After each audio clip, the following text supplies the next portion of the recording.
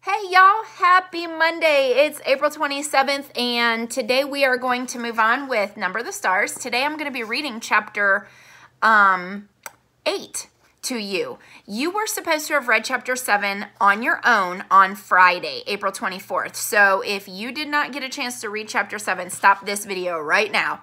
Go back and read chapter 7 from the PDF of Number the Stars that I sent you. So it should be very close to the top of your stream. Just scroll down a little bit. Find that, read chapter 7 so you're caught up. It's a shorter chapter. And then come back to this video and start the video so that you can hear chapter 8. The chapter 7 skill we did not do, but it was main idea, which was the focus of your exit ticket. And the word for chapter 7 was gnarled. So gnarled means actually like knobby or something that's kind of twisted. And a lot of times this was actually a word in Tuck Everlasting. They used the word gnarled when they talked about the man in the yellow suit's fingers. His fingers were long and kind of bony and gnarled, which kind of makes me think maybe there was like a arthritis or something. So things weren't exactly like what you would normally think. They were kind of a little bit knobby or bony and a little twisted. In the chapter that you read, probably gnarled was used when it was talking about tree roots. So when you think about a big tree that has grown and some of the roots, and some of you guys might have this in your yard, some of the roots start to come up to the surface and you can kind of see those knobby, gnarly, twisted roots coming up out of the ground. So that was your word for chapter 7, gnarled. And the skill was main idea. Today for chapter 8, the word is scold. S-C-O-L-D, scold.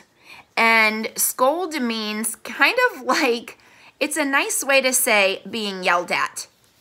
So when you're scolding someone, you're usually kind of pointing out something that maybe they did wrong. So you're scolding them or yelling at them. So it's just kind of a nicer way to say being yelled at. So scold is the word of the day.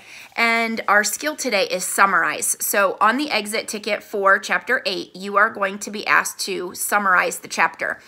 It'll ask you what the first big event was. And by big event, they kind of just mean what happens at the beginning. What happens at the beginning of chapter 8, what happens in the middle of chapter 8, what happens at the end of chapter 8. You'll have to identify those three things. Once you give me the beginning, middle, and end, you just put those three ideas together and you write me a 2 to 3 sentence summary on chapter 8 from Number the Stars. That summary in your exit ticket today will be graded. It will be a writing grade, and I am taking that grade based on capitalization, punctuation, and sentence structure. So using good sentences that make sense. But capitalization is a big one because a lot of you are still not capitalizing the beginning of sentences and not capitalizing your I's. So if you're saying I for some reason in your summary, make sure you're capitalizing that. Otherwise, capitalization isn't too bad. Punctuation isn't too bad. Just try to be aware of those things. And also, if there is a red squiggly line, make sure that you check it because it is telling you, the computer is telling you that there is a spelling error. So fix it. All right, so here we go. Chapter 8, Number the Stars. So chapter 7 left off with kind of Anne-Marie showing Ellen around Uncle Henrik's house, the house by the sea, and talking about the Ingeborg, which is the boat that Uncle Henrik takes out on his fishing excursions. So he's a fisherman by trade, like that's what he does for a living. He goes out and goes fishing, and his boat's named the Ingeborg, which is named after his sister, because his sister's name is Inga. And it talked about them being very close when they were growing up, which I thought was super cool. So the only thing is it kind of left off with Anne-Marie remembering how close her mom and her uncle were, and that they were able to joke with each other a lot and have a good time together as Anne-Marie saw them grow, like as she was growing up, saw her mom and her uncle kind of interacting. And it ended with the fact that things are different now. Because of what's going on in Denmark, things are definitely different, and there really wasn't a whole lot of laughter. All right, so chapter 8 is called There Has Been a Death. Through a haze of dreams, Anne-Marie heard Henrik rise and leave the house, headed for the barn with his milking pail at daybreak. Later, when she woke again, it was morning. She could hear birds calling outside, one of them close by the window in the apple tree, and she could hear Mama below in the kitchen talking to Kirsty. Ellen was still asleep. The night before, so shortened by the soldiers in Copenhagen apartment, seemed long ago. So this has only been one day. One day. So they were woken up the night before by the soldiers. They took the train ride to Uncle Henrik's house. They spent the day there. They spent the night there. So now she's waking up the next morning. So it seems like a long time, but it hasn't been long at all. Anne-Marie rose quietly so that she wouldn't wake her friend. She pulled on her clothes and went down the narrow curved staircase to find her sister kneeling on the kitchen floor, trying to make the gray kitten drink water from a bowl. Silly, she said. Kittens like milk, not water. I am teaching this one new habits, Kirsty explained importantly, and I have named him Thor, for the god of thunder. Anne-Marie burst out laughing. She looked at the tiny kitten who was shaking his head, irritated at his wet whiskers, as Kirsty kept trying to dip his face into the water. God of thunder, Anne-Marie said. He looks as if he would run and hide if there were a thunderstorm. He has a mother someplace who would comfort him, I imagine, Mama said. And when he wants milk, he'll find his mama. Or he could go visit the cow, Kirsty said.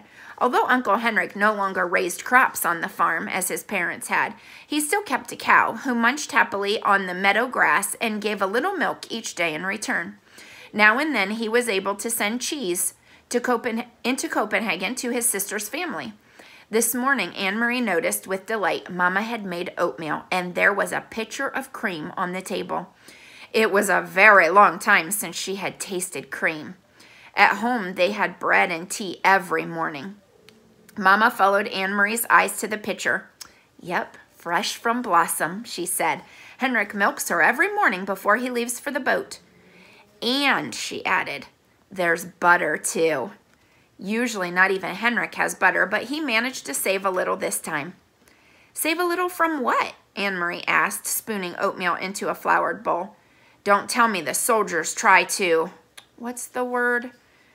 Relocate butter too. She laughed at her own joke, but it wasn't a joke at all.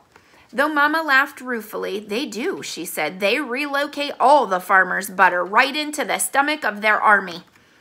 I suppose that if they knew Henrik had kept this tiny bit, they would come with guns and march it away down the path. Kirsty joined their laughter as the three of them pictured a mound of frightened butter under military arrest.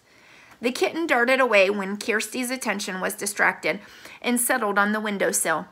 Suddenly, here in this sunlit kitchen with cream in a pitcher and a bird in the apple tree beside the door, and out in the Kattegat where Uncle Henrik, surrounded by bright blue sky and water, pulled in his nets filled with shiny silver fish. Suddenly, the specter of guns and grim-faced soldiers seemed nothing more than a ghost story, a joke with which to frighten children in the dark. Ellen appeared in the kitchen doorway, smiling sleepily, and Mama put another floured bowl of steaming oatmeal on the old wood table. Cream, Anne-Marie said, gesturing to the pitcher with a grin. All day long, the girls played out of doors under the brilliant clear sky and sun. Anne-Marie took Ellen to the small pasture beyond the barn and introduced her to Blossom, who gave a lazy, rough-textured lick to the palm of Ellen's hand when she extended it timidly. The kitten scampered about and chased flying insects across the meadow. The girls picked armfuls of wildflowers, dried brown now by the early fall chill, and arranged them in pots and pitchers until the tabletops were crowded with their bouquets. Inside the house, Mama scrubbed and dusted, tisk-tisking at Uncle Henrik's untidy housekeeping. She took the rugs out to the clothesline and beat them with a stick, scattering dust into the air. He needs a wife, she said, shaking her head, and attacked the old wooden floors with a broom while the rugs aired. Just look at this, she said, opening the door to the little used formal living room with its old-fashioned furniture. He never dusts. And she picked up her cleaning rags. And Kirsty, she added, the god of thunder made a very small rain shower in the corner of the kitchen floor. Would you please keep an eye on him? Late in the afternoon, Uncle Henrik came home. He grinned when he saw the newly cleaned and polished house, the double doors to the living room wide open, the rugs aired and the windows washed. Henrik, you need a wife, Mama scolded him. Henrik, you need a wife. She's kind of half yelling, but Uncle Henrik laughed and joined Mama on the steps near the kitchen door. Why do I need a wife when I have a sister? He asked in his booming voice. Mama sighed, but her eyes were twinkling. And you need to stay home more often to take care of the house. This step is broken and there is a leaking faucet in the kitchen. And Henrik was grinning at her, shaking his head in mock dismay.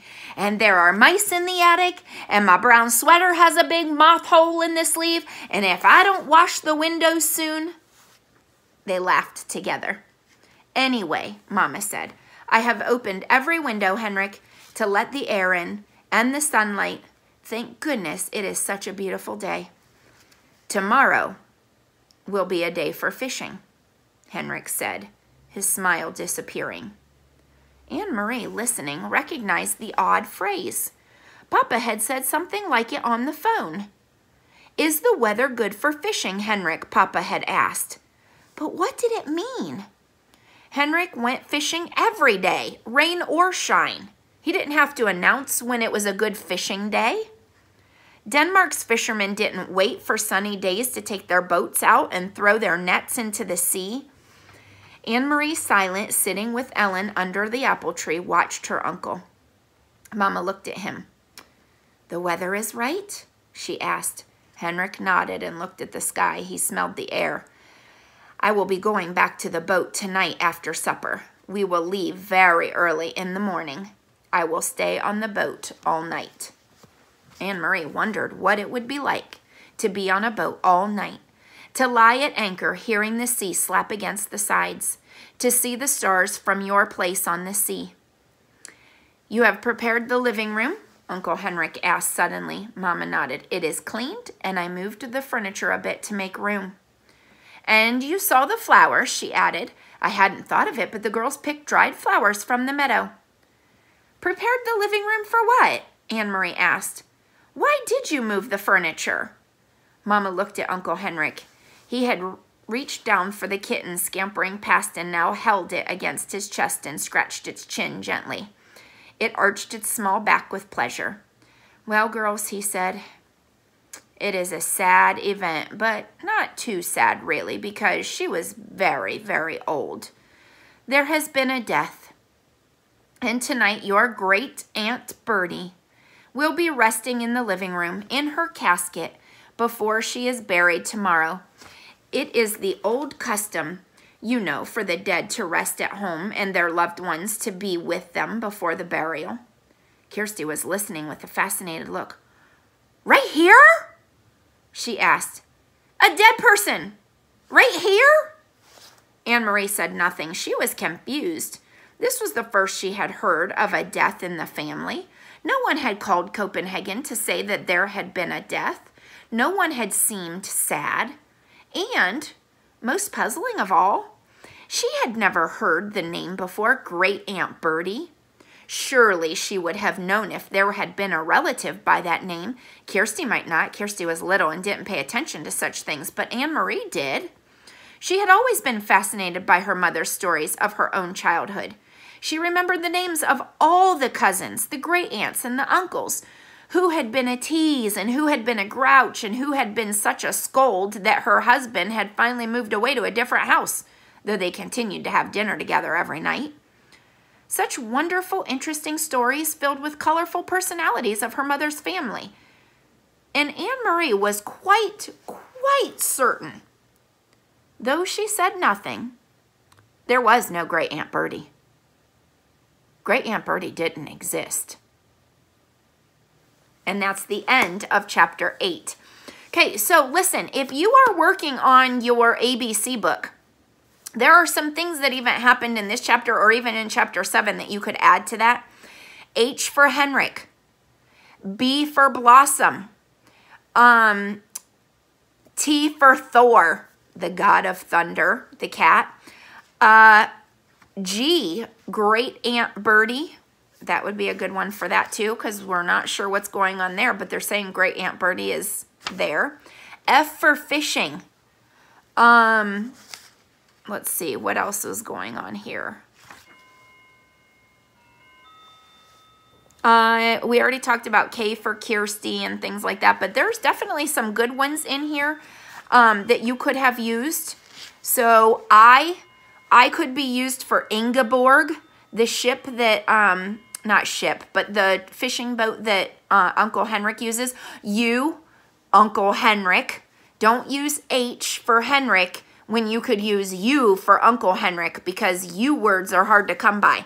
So think about some of those things in these chapters that we're reading. These could be words that are used for your ABC book. All right, guys, now go to your exit ticket for chapter 8. What happened at the beginning of this chapter, the middle of this chapter, and the end of the chapter. And then write a short summary. 2 to 3 sentences is all I need. I'm going to help you out a little bit. If you're still watching this video, I'm going to be helping you out. Here we go. The beginning of the chapter. Anne-Marie gets to have oatmeal for breakfast with butter and cream. Ooh, nice, because that's different, you know. Normally that stuff's not available for them because of rationing, not relocating. They were making a joke, but rationing. In the middle of the chapter, they're cleaning the house, they're picking flowers, they're doing all of those things. And then at the end of the chapter, the very puzzling conversation that takes place between Uncle Henrik and Inga, Anne-Marie's mom, Mrs. Johansson, about the death of Great Aunt Birdie. So there's your 3 things. Now just put those together and make a short 2 to 3 sentence summary. All right, guys, I'll see you tomorrow. Take care.